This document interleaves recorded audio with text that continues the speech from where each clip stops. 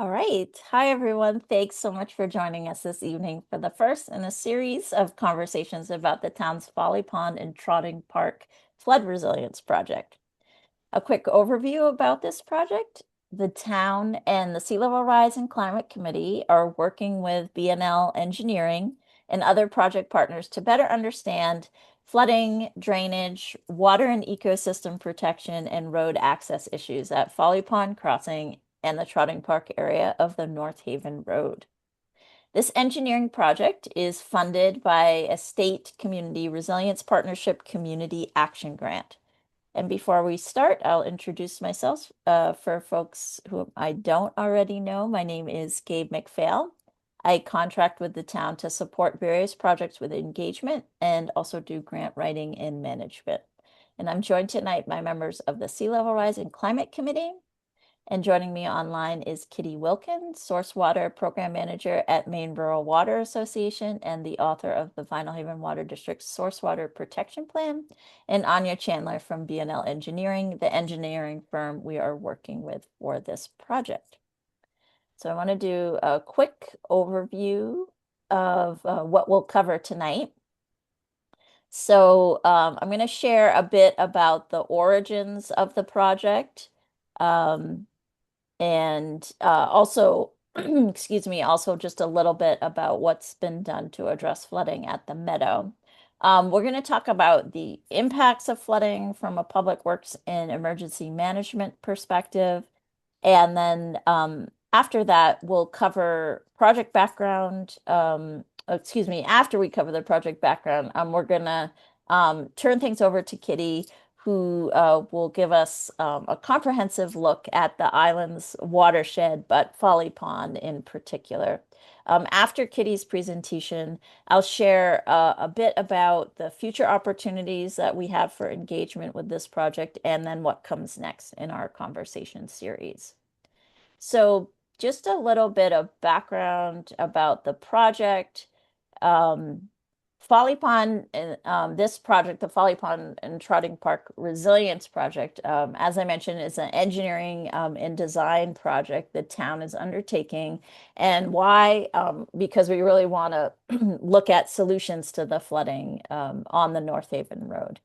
The goal is really to identify some practical and fundable solutions to help reduce the flood impacts, maintain safe and reliable road access, to protect the water resources, and obviously we need to do that so we can support the year-round community. So it's really about sustainability, year-round viability. So the town's role here is to really be thinking about um, how we protect and maintain the infrastructure that we're responsible for over time. And then especially in places where we've got the road, we've got water, we've got wetlands, we've got flooding, all of these things are interacting. And the North Haven Road obviously is a very important public road, in terms of access. And the town really has a responsibility to understand what's happening there, what risks are increasing over time, and then like what kind of long-term improvements are needed in order to keep the area safe and keep the access open. And then at the same time, the town, the community, the water district, we have a separate but closely connected responsibility, and that is to protect and maintain the public water supply. So Folly Pond is part of that larger water system. And we know that having reliable year-round water availability is really foundational to life on the island. It supports survival, it supports public health, emergency response. It allows us to have an active working community. So basically, it's what gives us the opportunity to have a viable year-round community. So this project is really about looking at this whole area as an interconnected system and making sure that future flood adaptation options are really thoughtful about water quality, water movement, the wetland, and of course, protecting the public water supply. So the scope of the project, um, th as I mentioned, we've the town has engaged BNL Engineering, and so to look at what BNL is doing, they actually were just out here on Tuesday to gather information about existing conditions at Folly Pond Crossing in the Trotting Park area. So we had a nice site visit with them. They did a bunch of survey work. They looked at both project sites, excuse me, in depth. They took a lot of pictures. They prepared for geotechnical investigations, which will be happening soon. So if you're out there, you see spray painted lines on the road. Those are to support Summit Engineering, who is coming out to take some borings as part of the geotechnical work that they're doing. So after BNL reviews like all of the data, and that's like available data, but then also the data that they've collected during their time out here. Some other data they'll look at is the base flood elevation and sea level rise precipitation projections. So after they look at all that data, they're going to develop and compare some potential adaptation options for each of the sites. So we're going to evaluate those options based on things like, how effective is that option going to be, the cost, the impacts, feasibility, and then really how well do each of the options proposed support the town's goals. And again, that's like, safe roadway access, the water protection component, supporting the wetland, and then overall long-term resilience. And the options are also, excuse me, also going to be guided by the state's recommendations for infrastructure adaptation. So the state recommends managing for approximately 1.5 feet of relative sea level rise by 2050 and 3.9 feet of sea level rise by 2100. They also recommend that projects consider high scenarios. So, for example, 3 feet by 2050 and 8.8 feet by 2100. And that's for critical long-lived infrastructure, like such as bridges, for example. So once the preferred options have been identified by the town, the community, BNL will develop some conceptual plans for those alternatives. So they'll also put together a cost estimate and then a final alternatives analysis report. So at the end of the project, we're going to have this very practical, fundable sort of next steps plan that can go into supporting future design, permitting, and eventually some construction. So the project will include many points of engagement along the way, and that's an opportunity for you to provide feedback to the engineers, but also to the town. And again, I'll share some information about how folks can engage with other points of engagement of the project at the end of this presentation. So one of the things that we're not really going to focus on tonight, and you might be wondering why, is the meadow. So in 2023, the town received a coastal community grant to do a similar project just for the meadow.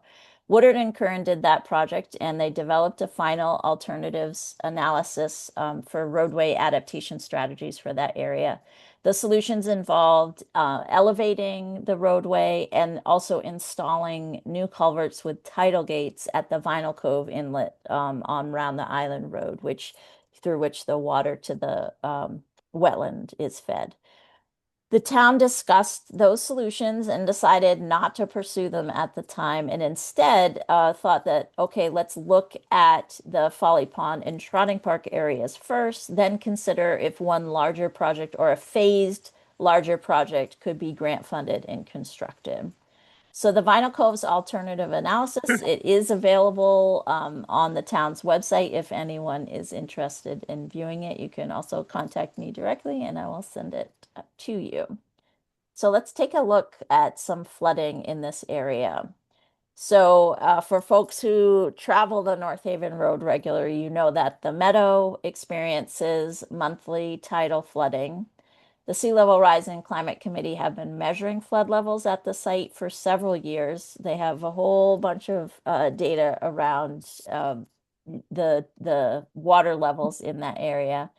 Folly Pond has flooded during severe rain events and also drainage blockages. And in October of 2024, we had some really heavy precipitation, and those rains washed the roadway out, creating an approximately 8 foot wide by 5 foot deep washout. And that cut off access between the lower part of North Haven Road and n- the northern part of North Haven Road, but also to Calderwood Neck Road. So flooding at Folly Pond, some additional flooding that we've seen happening there in the spring of 2025. There was a beaver dam that blocked the culvert, and this caused the road to have water overtopping the road. Um, And then during high tide, we know that the trotting park also floods. And I think now we see that happening, the trotting park area happening, flooding happening there like almost monthly. So when we see the road flood in these areas, the first concern really is safety. So, driving through the floodwaters, it can be very dangerous. Walking through the floodwaters can be dangerous. It's hard to see the surface of the road. It's hard to see the shoulder. And also, even the shallow water, it can be moving and, just to provide a very unsafe condition for travel. But it also, if the waters are high enough, you're blocking access. So critical vehicles such as like emergency vehicles, town service vehicles can't get through from one side to the other. Um, so one of the other issues with flooding over the road top is that it weakens the road over time. And so that repeated flooding is damaging the pavement, it softens the road base, it reduces the road's ability to carry weight. So, it is going to sink as traffic goes over it. So at Folly Pond, you can see from the image here that was this kind of erosion that the scour really contributed to the washout. So over time, the flooding, just weakened that surface and contributed to the washout. So floodwaters also, they can carry debris, and that debris can plug up the culverts. It can flow into ditches, and that can exacerbate the flooding. So, with the town, the goal is to maintain the safe road access to reduce flood impacts where possible. And as we mentioned, to protect the water resource. And we talked about this, this project is really being about the whole system. It's not just about, safe roadway access. So we really want to look more closely at this system. We want to look more closely at the watershed and Folly Pond. And to help us do that, we've asked Kitty Wilkin, who I mentioned authored the Water District's Source Water Protection Plan, to come and share her knowledge about the watershed and the Folly Pond area with us. So, with that, I will stop sharing so Kitty can share her screen and walk us through some information about Folly Pond. Thank you, Kitty. Right, you're welcome. Get this up here. Let's see here. Okay, does that work? Can you see the right bits? Okay, excellent. Thank you, Gabe. As Gabe said, I'm Kitty Wilkin. I'm the Source Water Program Manager at Maine Rural Water Association, and I've been working with the Vinyl Haven Water District the past year plus to create a source water protection plan. And so tonight, I'm just going to tell you a little bit about Vinyl Haven's drinking water and the importance of protecting it and why it is involved in this Folly Pond Trotting Park project. So, Vinyl Haven drinking water, why protecting the source is essential. Let's get started. So the goal of a source water protection plan is to reduce or eliminate existing and potential risks to the drinking water source. The drinking water source for Vinyl Haven is Round Pond, which is hydrologically connected to Folly Pond. It's directly north of Folly Pond. It provides fire protection to the local area and drinking water for approximately 820 people year round and 1,200 people during the summer months. The remaining residents of Vinyl Haven who don't get district water, which is approximately 450 year-round residents and between 2,500 and 3,500 in the summer, rely on private drinking water wells for fresh water. It's important to remember that surface water and freshwater groundwater are all interconnected, especially on an island like Vinyl Haven. All the water sources are connected and it's a limited resource. It's very important to protect that resource. So let's take a look at Vinyl Haven's drinking water system, an overview of for the folks who get town water, who are part of the Vinyl Haven Water District service area. This is where your water is coming from. So raw water, which is just regular untreated pond water, is pumped from Round Pond, which you can see on the left. This pump station pumps it to a water treatment plant located at the south shore of Folly Pond. And I'll show you an overview look at it so that you can situationally place these photos.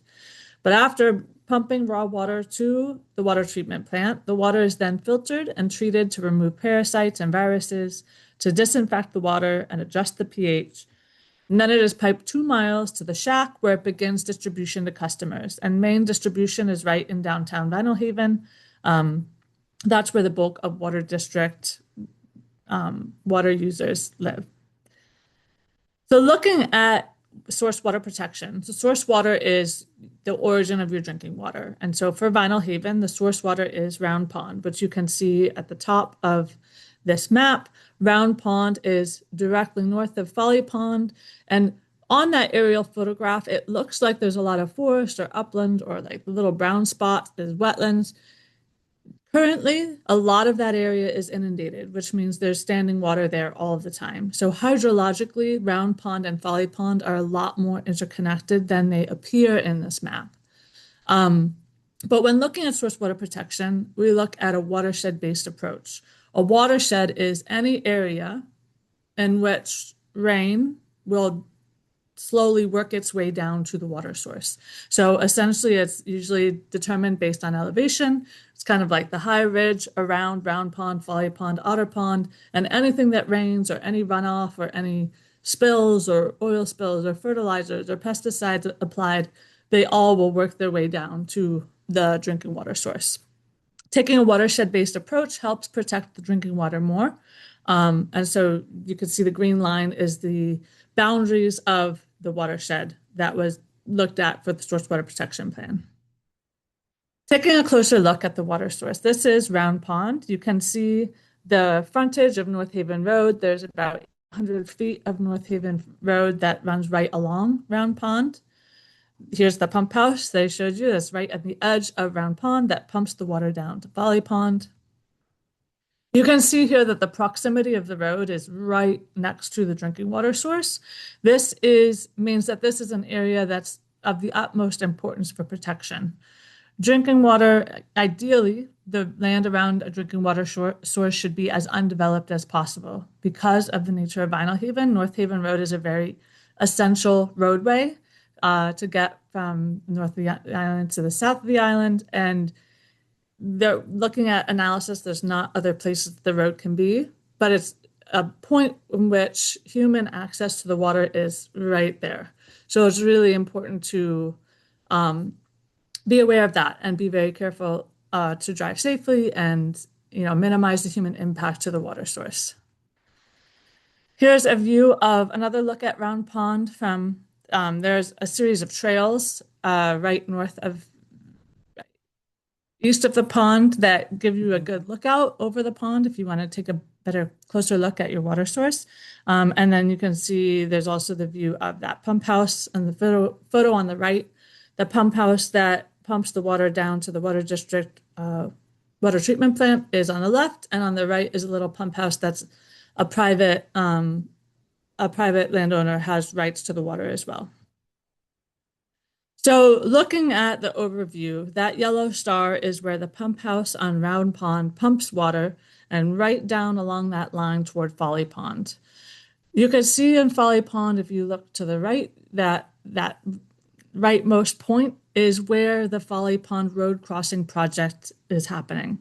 All of this area is very hydrologically interconnected, which means that it's important to protect the water in all of those areas and minimizing flooding, reducing the possibility that the tidal floods from the Vinyl Cove Inlet could come into Pond, Round Pond hydrological system is important to look at. And this project that we're talking about, the Folly Pond Resiliency Project, will address that, which is great. Here's a look at Folly Pond. See, this is a view of the pump house up toward the pump station. So if you look smack dab in the middle of the furthest point there, the pump station is right through those trees, and Round Pond is right beyond. Boating is allowed on Round Pond, I mean on Folly Pond. No swimming is allowed, which is good. In Round Pond, there are limitations. There's no swimming, there's no boating, there's no surface recreational use, which is a safety measure to protect drinking water. Some boating can happen and fishing happens on Folly Pond. There is a lot of beaver activity on Folly Pond, which is both a pro and a con. Sometimes beaver activity can be a challenge for drinking water quality, but at the same time, especially in this situation, the beavers have dammed Folly Pond to kind of protect that road crossing, which I'll show you in. You can see here, this is that edge of the water that you're seeing with all of the sticks lined up. That is all a beaver dam. And that beaver constructed dam keeps the water level of Folly Pond quite a number of feet above the road crossing below. And I'll show you another picture to situationally place it. But in this case, the beavers are kind of protecting the road from washing out. And as Gabe showed, you could see what happened when the culvert was blocked by beavers and what would happen if this dam were to give way or if the beaver were not there to build it. Flooding would be a lot more frequent. So here's another look at that edge. And on the right, this cage and culvert is called a beaver deceiver, and it was installed after the flooding to hopefully prevent that flooding again. What it does is you can see there's a little cage a little bit in the distance, and the water intake is out there. And then it comes through that culvert into this other cage, which is around the inside of the culvert, the inlet. And so the beavers can dam all around that, and they think they're damming the flow of water, but water is still able to go through. It's effective, but it takes a lot of maintenance to maintain. But it still is has been very beneficial in this place in reducing the flooding due to beaver blockage of the culvert. Here's another look along the North Haven Road. This is right at the Folly Pond crossing. You can kind of see the cage in the middle of that water. That's the inlet of the beaver deceiver, and then the inlet of the culvert goes right under the road there. Just another look for placing where all of this is happening. On the other side of that culvert, crossing the Folly Pond Road crossing, this is the outlet. It comes out with two culverts there, and the view on the right is the view down toward Vinyl Cove. This right here is the high point of the 100-year flood for Vinyl Cove. And Vinyl Cove is a saline water body, salt water. So one concern is we don't want floodwaters from Vinyl Cove, the salt water, to come into Folly Pond because it's interconnected with Round Pond, which is a drinking water source, and saltwater and freshwater don't mix when it comes to drinking water.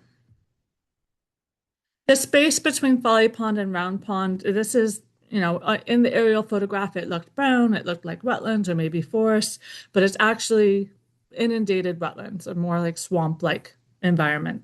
It's beautiful. Wetlands are great for water quality for groundwater. Wetlands are nature's kidneys, so having wetland habitats, especially thriving, vibrant wetlands like the ones in the Round Pond, Folly Pond watershed, is really a positive thing for groundwater quality, for the aquifers beneath the ground. There's also a system of trails around Round Pond and Folly Pond if you want to more intimately know the drinking water source watershed. There are signs, they're maintained by the Vinyl Haven Land Trust, and this is one that I showed a picture from earlier where you can walk up around and overlook Round Pond. There's the kind of overview lookout of Round Pond, the drinking water source, and some cool trees along the way. It's worth checking out. There's also signage about the environment around in the watershed. The bulk of the watershed is forested or wetland forested, and which is wonderful. The best way to protect a drinking water source is to have it be owned by the water district so that it's completely undeveloped.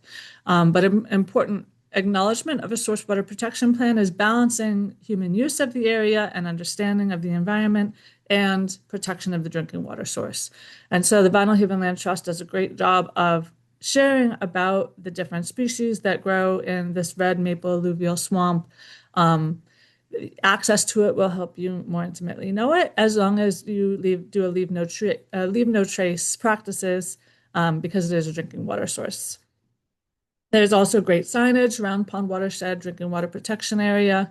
The land trust trails are well marked, which are important steps to drinking water protection, because when you know that it's a drinking water protection area, that helps you make the right choices and being a little extra careful with vehicles and waste, carry your garbage out, all of that.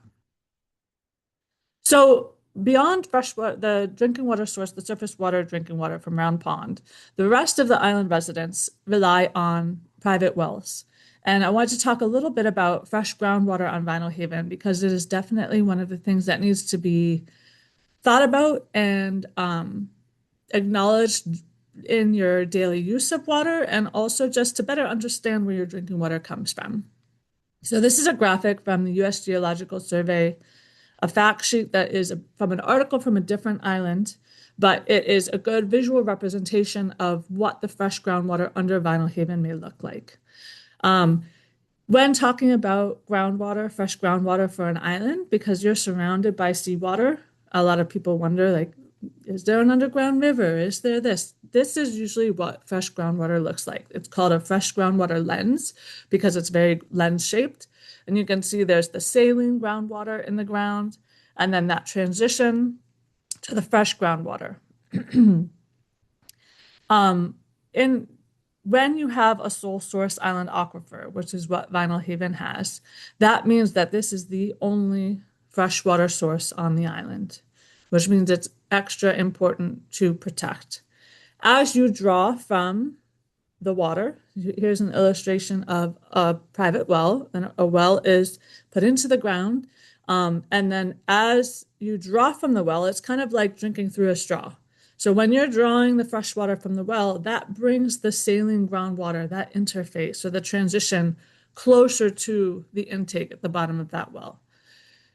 If your well is close enough to that freshwater saline water interface, or if too much water is drawn, that pull could result in the saline groundwater coming up and crossing into the intake of your well, which would be a negative impact of saltwater intrusion. There have been some wells on Vinyl Haven that have gone salt, that have saltwater now and are no longer viable drinking water sources. And so that is something that's really important to keep in mind on the island of Vinyl Haven, is that all of the fresh water is precious and a resource that should be used very mindfully. This is just a visual so you can have a better idea of how it looks when you are getting, like, where your fresh water is coming from when you use a private well, and also how that saltwater interface can become a problem if too much water is used or the wells are installed too deep or too close to the saltwater freshwater interface. Things to keep in mind for those of us or those of you on Vinyl Haven drinking water from a private well. A little joke that came up in the planning team discussions about this project and drinking water on Vinyl Haven in general. Island water, do not take it for granted. A little nod to Vinyl Haven's granite past and present. As I mentioned, it's really important to recognize and remember that all fresh water on the island, both surface water and Round Pond and Folly Pond, and groundwater, are precious and should be conserved. Using less water will help prevent the draw of saltwater interface too much toward the drinking water wells, which is good. We want that saltwater interface to not come into the drinking water wells. So looking at a source water protection plan, the main big step to look at key threats and challenges. The idea is that by identifying potential challenges ahead of time and taking small steps now to prevent them or reduce the chance of them happening, you save a lot of money and effort and headache really in the future. Because if you can avoid the key threats and challenges now, you protect your drinking water source because it's way better to do that now than to have a contaminated drinking water source, to have saltwater intrusion be a bigger problem. All of the potential challenges, we can avoid them by taking some steps now. So there's a lot of information here. I'm just going to quickly go through some of these. But these were the source water protection plan identified these as potential concerns. Residential use within the watershed of Round Pond, Folly Pond, there are not any residences right within, there are adjacent. But also living on an island, residential use is also going to impact the groundwater. So important things to keep in mind. Hazards that could come from residential use are the use and storage of oil and other hazardous materials, pesticides and fertilizers, agricultural operations and animal husbandry could lead to contamination with nitrate and or pathogens, and leaky home heating oil tanks or septic systems. So it's important to service your septic system. Have your septic tank pumped regularly, make sure it's functioning and not leaking. Minimize or reduce or remove the use of pesticides and fertilizers. There are a lot of steps you could take as a residential homeowner to improve drinking water quality. Another risk is public access and boat launch. And as I mentioned, there's no public access allowed on Round Pond, the drinking water source, which is good. It should remain that way. But even public access and boat access on Folly Pond, you want to keep in mind, you want to reduce the potential contaminants, which would be polluted runoff, which could be nutrients, petroleum products from impervious and or compacted land surfaces. So North Haven Road right there is an impact because anything running off from there is running straight into the drinking water source. Boat access could also introduce an aquatic invasive species. It could introduce petroleum products from in-lake use, depending on your boat. It could introduce nitrogen compounds and pathogens from bodily contact. Solid waste disposal while you are accessing there, it could be a concern, and access for intentional harm for the source or drinking water source is made available when there's public access and boating. Future development is also a concern. The most effective means to protect a drinking water source is for the water system to own or have legal control of the land around its source.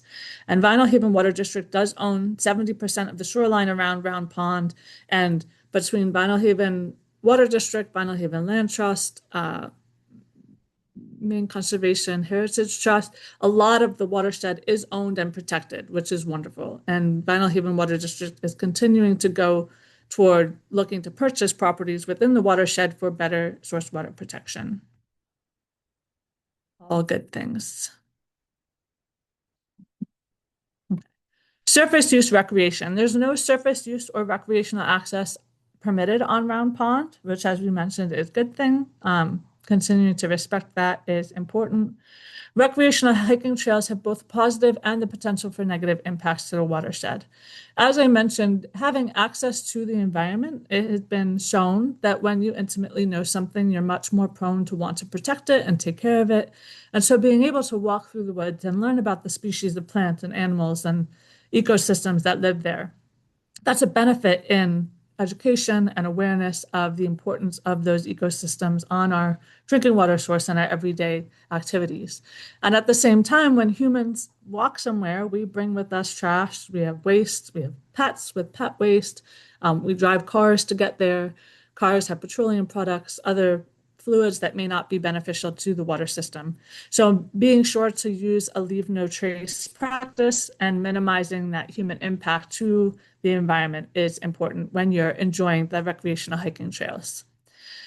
Transportation, roads and driveways is another concern. Again, a lot of what I'm talking about is a human impact to a natural element. The proximity of Round Pond to North Haven Road for 800 feet is one of the primary sources, concerns for potential risk to the water source. And things that can happen Both winter salt application, but also accidental fuel or cargo spills are the concerns. And road crews and property owners and anyone driving on North Haven Road can keep the road and shoulder stable, ditches protected with vegetation and or rock depending on the slope, maintain drainage features, including inlet and outlet protection at culverts to maintain the crown on gravel roads. All of that will be part of what is considered in the Folly Pond Road crossing to help make sure that the impact is as minimal as possible to water quality. Drought and rainfall can also be a mechanism that brings pollutants from the watershed into the pond, especially lately as storms are changing from being interspersed regularly. We are seeing more prolonged periods of drought and then big rainstorms with a lot of water.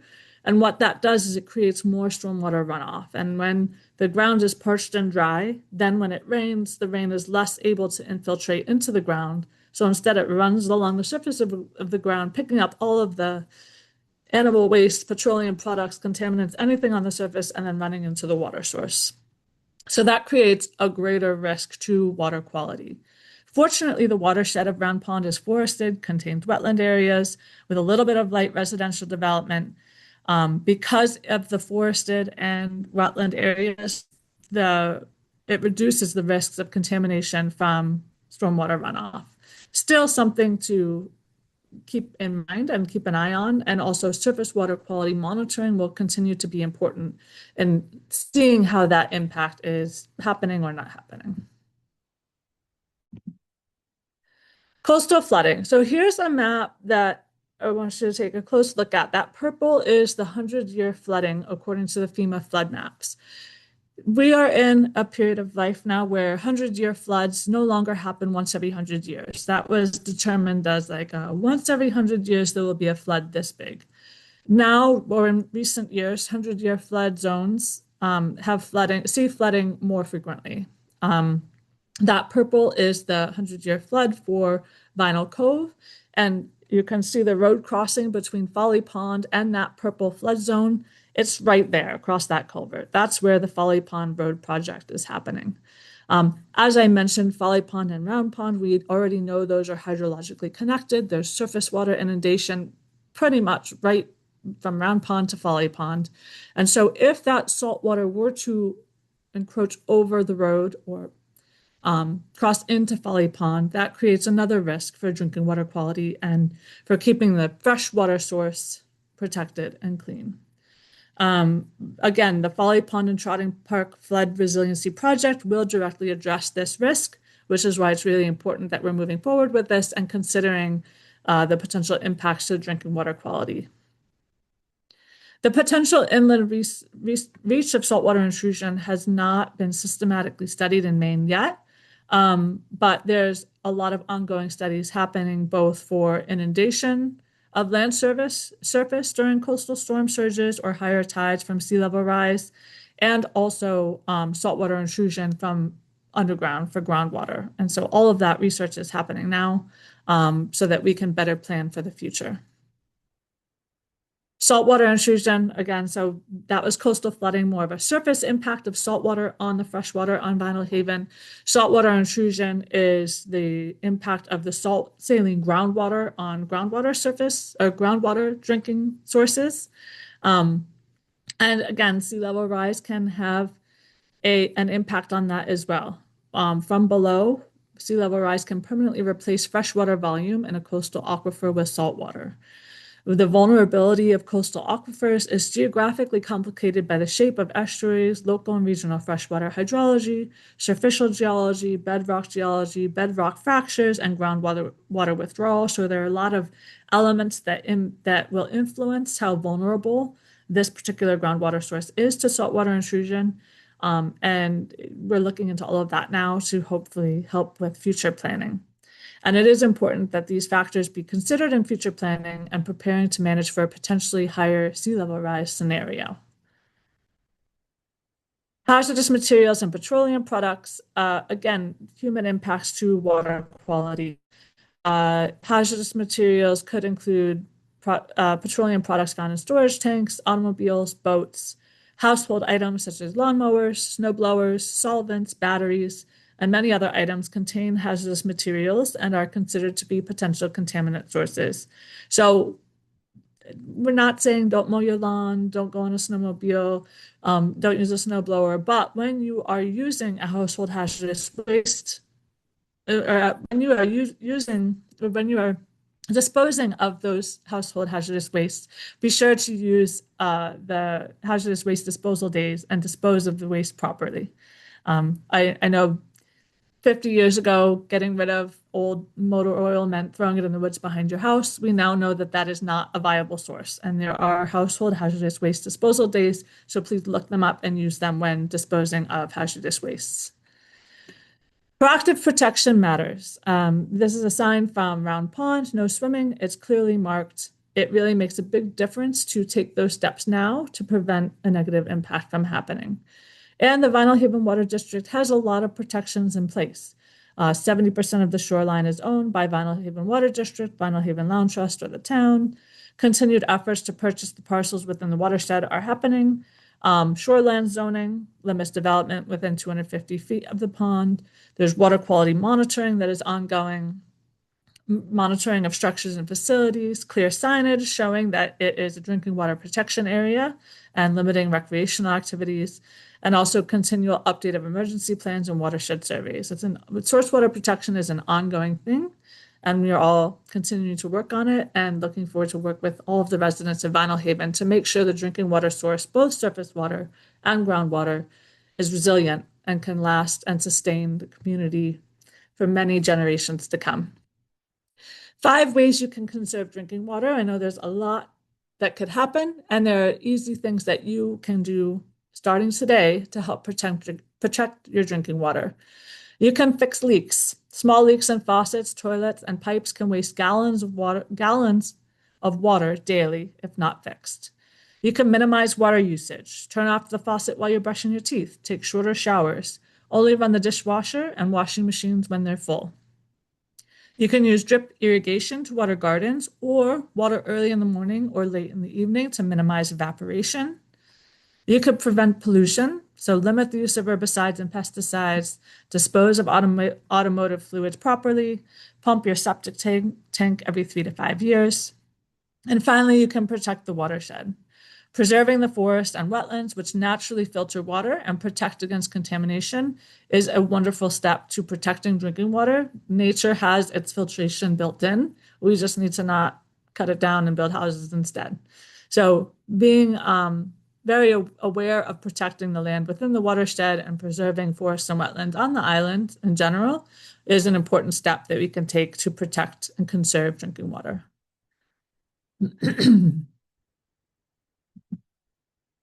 And that is the end of my presentation. So thank you very much for listening and for being a part of the protection of Vinyl Haven's drinking water resources, both surface water and groundwater. Feel free to reach out at any point if you have questions, and I will pass it back to Gabe for the rest of the presentation. Thank you. Thank you so much, Kitty. This very informative, and as a resident of Vinyl Haven, I really appreciate learning a lot more about the watershed and the watershed protection, and also just really to seeing the interconnectedness of the water bodies and the significance of the watershed. So thank you so much for that. You're very welcome. So I want to offer next ways that you all can stay involved and participate in future conversations in this series of conversations throughout this project. So we're going to have 3 more opportunities for engagement with BNL Engineering directly. So we really encourage folks, like this is where we start to get into the meat of the project, if you will. So our next event is going to be another hybrid event at the town office and on Zoom. And you know what I'll share about that is BNL will be discussing their what they learned when they came and did their site visit, but also they really want to hear from folks who know the project area, live in the project area, understand the significance of flood impacts, the environment concerns that they have. So that will be, that will be happening, and I'll share just a little bit more in a minute about that. But let me cover really quickly about the rest of BNL's schedule. So, by September, they're going to have their initial alternatives analysis completed, and we'll have another point of engagement at that time. They will share these alternatives with us that they've explored, and we'll be able to provide some feedback. Um, and then shortly after that, they will take the information that they learned from us during that engagement event in September and will be able to complete some conceptual designs for the selected alternatives. And we'll have another event at that time to get feedback on those conceptual designs. And from there, they can move forward and sort of putting together their final report. And that will be that will include like a 10% version of the conceptual designs. So that means the project will likely wrap up by early next year. So I want to just share a little bit more about that next conversation. It's going to be happening on Thursday, June 25th. And as I mentioned, it's hybrid. So it'll be on Zoom, as well as have the ability for folks to join from the town office. We're really hoping the engineers will be able to participate in person at the town office. So it'll be from 6 to 7:15, and we really encourage folks, again, to come and share your thoughts, your ideas, your concerns, your observations. Like, the engineers need that information in order to really understand the project area, but also to come up with their uh, solutions for the issues of flooding in that area, while again, protecting the water source, protecting the environment around the roadways. So please, please attend if you can. We're also encouraging folks, if you have any feedback, if you can't attend an event, but you want to offer some thoughts and ideas in a constructive way, we do have this online Google form, which is the QR code that you see here. You can scan that QR code and access a feedback form that has some questions, and then just a block for general comments as well. So we will be collecting that throughout the project. It'll be live throughout the project. So at any time, please share your thoughts and ideas. Of course, you can always reach out to Town Manager Marjorie Stratton, Public Works Director Millie Martin, any members of the Sea Level Rise Committee, and also you can reach out directly to me. The town has a webpage for the Folly Pond project. It's under the Sea Level Rise and Climate Committee's page on the town website. So you should be able to find it there. If you want more information about the engagement events, they will be on, or they are on, the town calendar on the town website, which is just townofvinalhaven.org. So I just want to thank everyone for listening in. Thank Kitty again for her informative presentation, and just let folks know that we will post a link to this recording on the Folly Pond webpage on the town website, and it'll also be on the town's YouTube channel. So just want to thank everybody again, and thank you, Kitty. Thank you.